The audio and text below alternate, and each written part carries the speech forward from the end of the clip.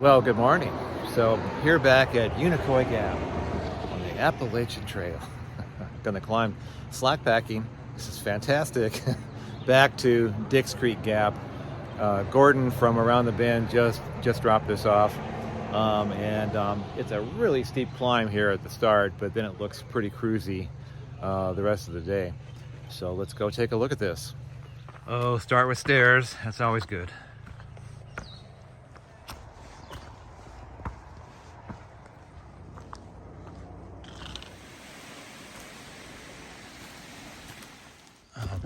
At the top, so that was 1,000 feet over 1.4 miles, which was 740 feet per mile. I would say please don't build a fire on a ridge or a mountaintop in the middle of woods, because wind drives fires. I don't think people out here on the East Coast are as sensitive as just folks on the West Coast. On the PCT, so much of it has been burnt. My friends and I have walked through burns, and we would just comment, no, one day the entire trail will just be one big burn. But folks here are less conscious of that. A lovely Appalachian Trail in front of me, down into Indian Grave Gap. White Blaze, here we go. When you climb down to a gap, there's always a climb up out of the gap.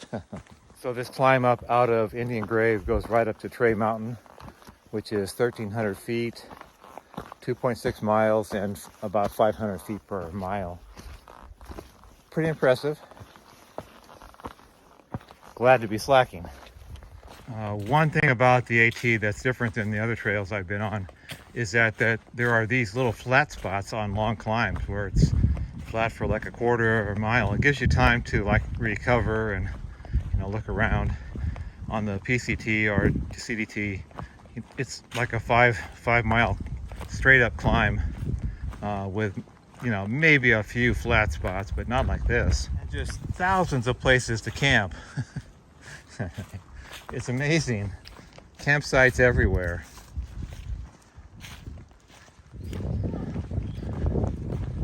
Coming into Tray Gap. Is that trail magic? I don't know. I don't think so. Nobody said anything. So at the top of Tray Mountain, that was 5 miles and 2,300 feet of ascent. It's a good time to slack back. Time for a second breakfast. Pop-Tarts. I never eat them at home, but boy, on the trail they just taste amazing. Flat and smooth. So it looks like the only real climb ahead is a thing called Kelly Knob, which is only 800 feet, and that's 6 miles ahead. Another thing you don't see on the trail, horse poop.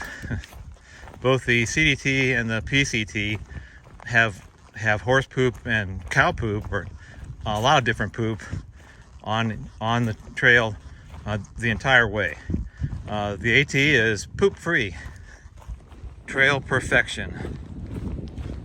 Just your basic view during the day. I mean, it's pretty, but it seems to always be kind of identical.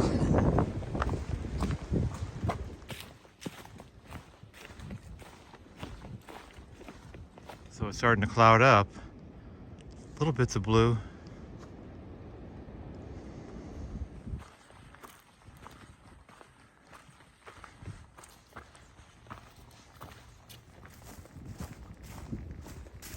So another thing that's different about the AT is the trail is covered with leaves, and I can see when it's tick season and you're walking through leaves all day, they're going to crawl up your shoe. And the leaves get stuck on your pole tip, so you're always doing the shoe thing with them.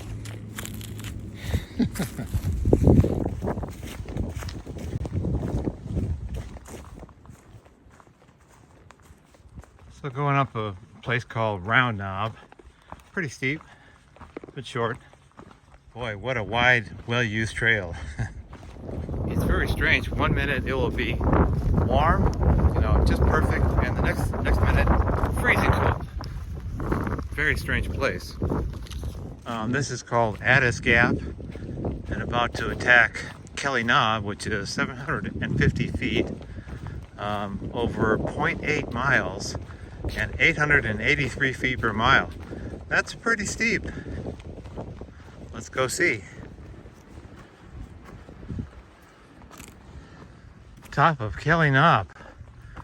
Glad to have that done. That was steep. So 4.5 miles to Dix Creek Gap.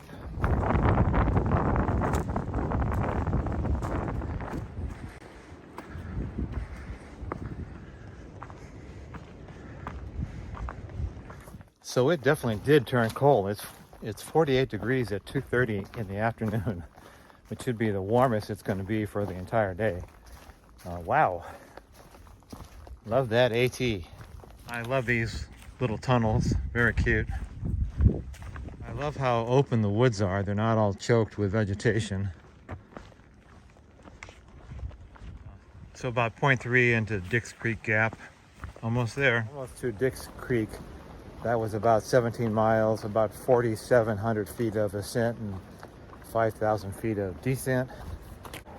And I did that in about 7 hours. So a short road walk coming up. So about 0.5 down to Hostel around the bend.